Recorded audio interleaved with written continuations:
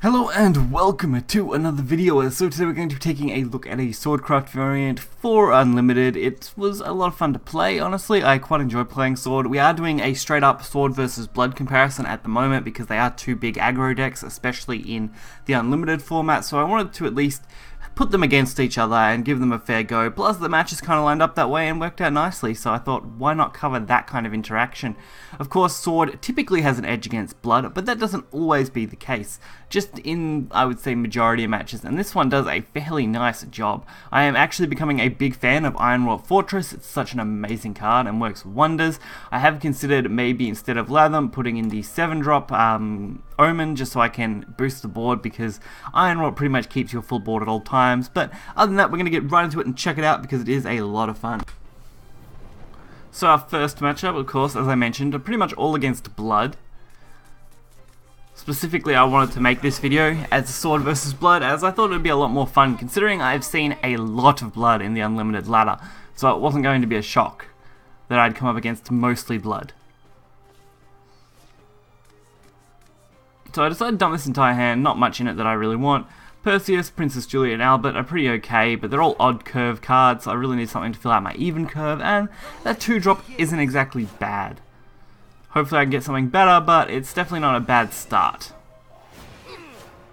Blood, of course, will do everything they can to survive, which is not a big shock.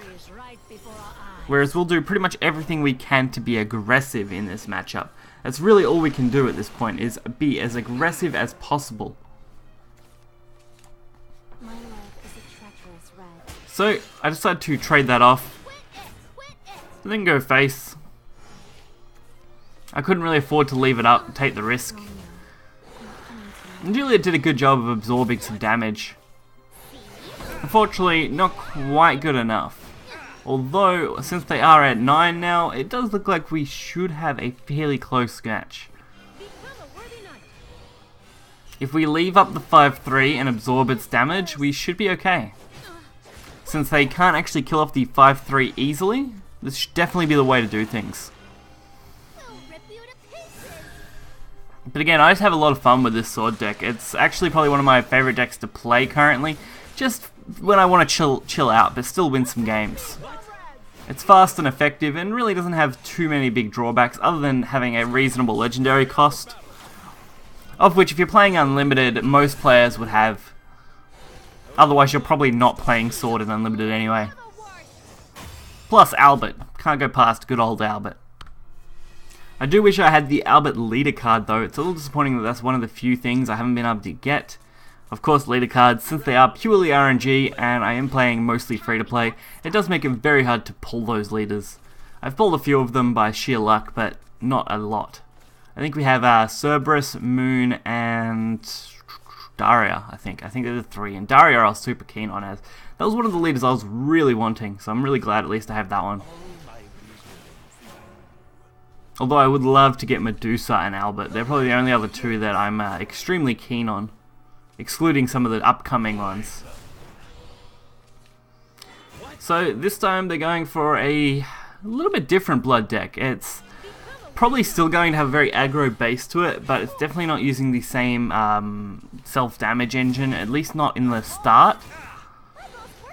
Definitely different, maybe more of a neutral Blood. Definitely seems that way.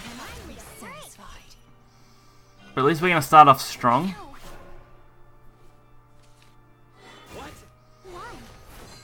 We do need something for our turn 4 though, which we have options. So we're definitely not out of them. The legend begins. I'll show you why I am fit to rule. So I can send 6 damage to the face, put them into Vengeance. A little bit risky, but considering we're going to follow up with an Albert, we should be fine. It's just going to come down to how they play out this turn. This turn is very important to them, being able to either secure the board or go face. Putting themselves to 8 puts us just 1 damage off lethal. Not quite what I wanted, but I mean, I'll take it. It should hopefully buy us at least 1 turn. So it's definitely not a bad way to go. I was aiming for double Juliet. That would have been my ideal line of play. But this definitely is not bad, as they just can't clear this now. They've pretty much put themselves in a hole. We would have had way more than enough to actually win that at that point.